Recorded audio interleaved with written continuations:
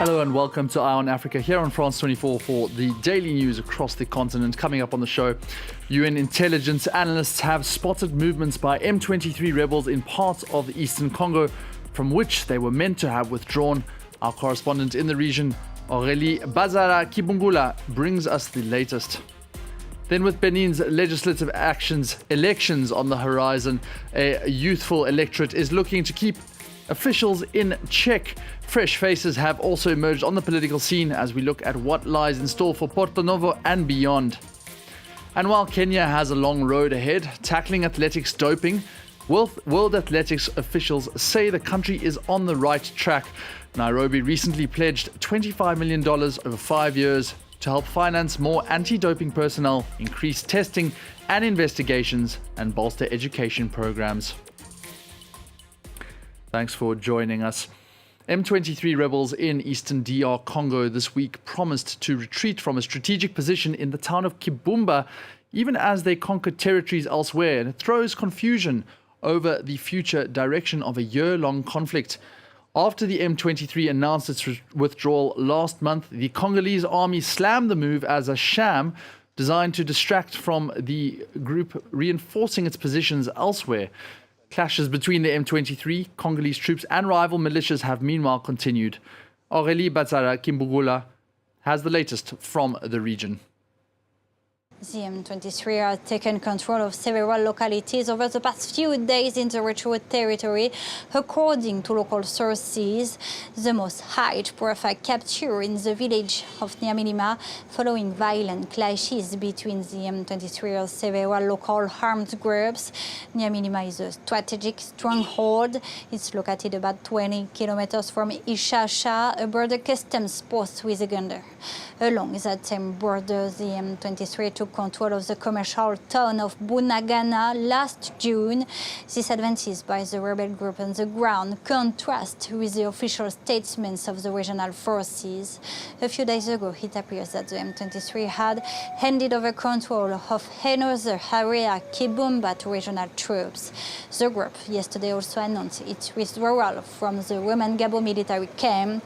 Regional forces of the East African community, meanwhile, confirmed to us this afternoon that Kenyan troops are expected to arrive in Bamako tomorrow to ensure control of the area.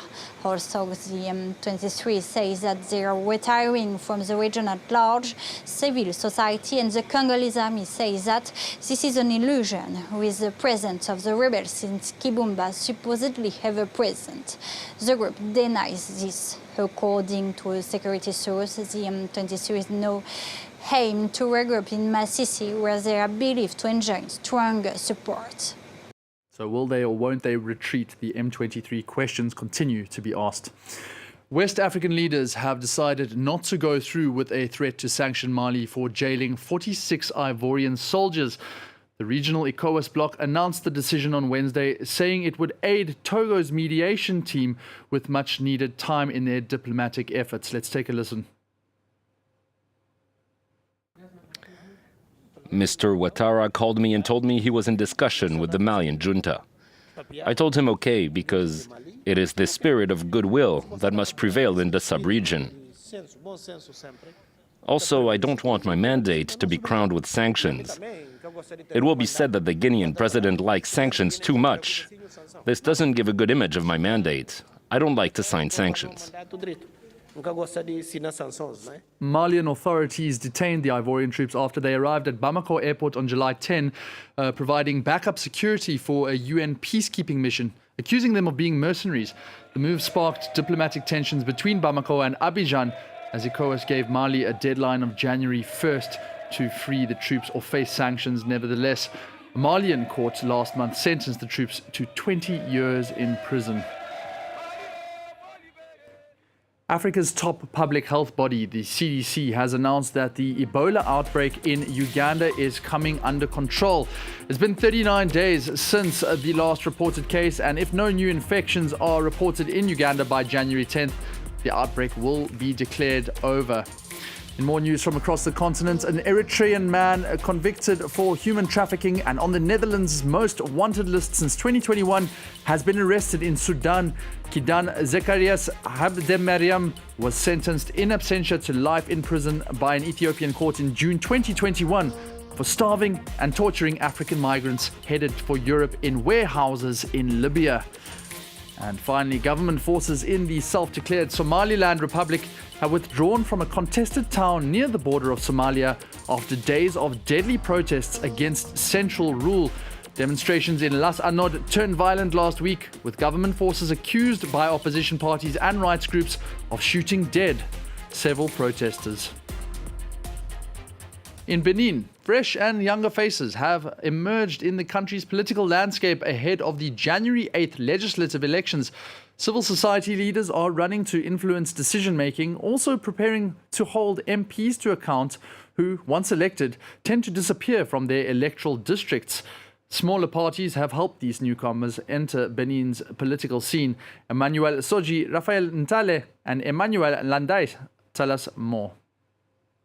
Eunice Mayard Asogba chose UDBN, the only party in the country led by a woman, to make her entrance into politics. For her, women are still underrepresented in the country's political sphere. Women find it difficult to get involved in politics. Whether we like it or not, men still have a hold on us, but we will work to break these codes, and this is why I'm running for office. Women currently occupy 7% of the seats of the National Assembly, yet the new parliament reserves 22% of the seats for women, with a minimum of one woman per constituency. But the young head of list didn't get into politics to meet a gender quota. She wants to create change in her community. I must go there so that things can change. In the civil society, we are aware of the needs of the community, and it is in the National Assembly that laws are voted to satisfy those needs. Leon Kabude says he entered politics to improve the quality of life in rural communities. The candidate is running to represent the department of Kufo. Behind the scenes, I gave some advice to politicians, to elected officials, but unfortunately I found there was always this gap between the people and politicians. He chose Mwele Benin. The party supports the president and was only formed in 2018. It advocates for new faces in the National Assembly in a bid to boost credibility. These people say they no longer want absentee MPs in their rural areas. They say they no longer want MPs who don't care about being in proximity to their constituents.